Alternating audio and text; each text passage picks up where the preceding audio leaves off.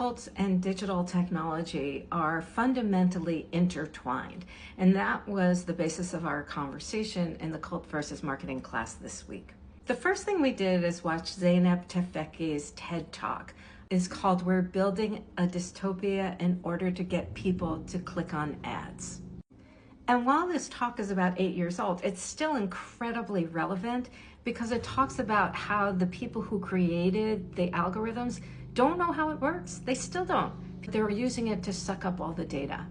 The other important part of this, really key part of this, is that the algorithms are designed to push you into more and more extreme silos. The more our emotions are ratcheted up, the more likely we are to stay online, because we stay online to doom scroll or we stay online to buy something. Because remember, social media sites exist not to give us more information, they exist to sell more advertising. There's a well-known article about Facebook that talks about how they shut down the parts of their company that would allow their site to be less divisive. But they shut it down because they want us put into these very defined silos of very angry and anxious people.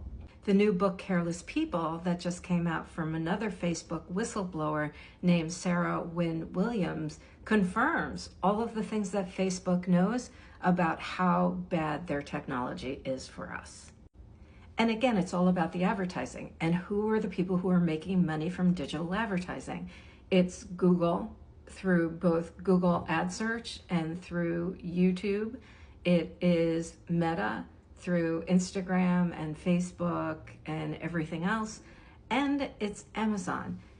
And it used to be that Amazon was the third far behind, but Amazon's creeping up really quickly, which is why Meta has now partnered with Amazon to let visitors shop on Amazon, get to Amazon through Instagram and Facebook.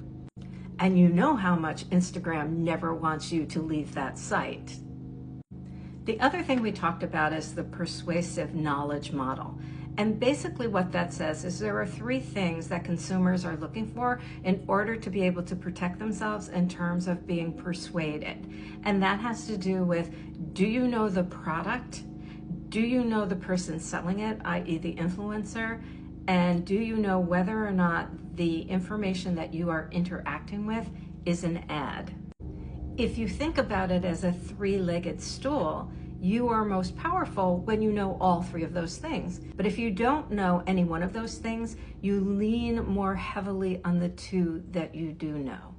This is why people need to understand whether or not what the influencer is talking about is something that they have been paid to talk about. The last part of the class, we talked about how all of this comes together to fuel conspiracy theories. And I specifically talk about in Hoodwinked, I talk about Alex Jones, I talk about hype houses, both on the left and the right, I talk about Pizzagate, and I talk about QAnon.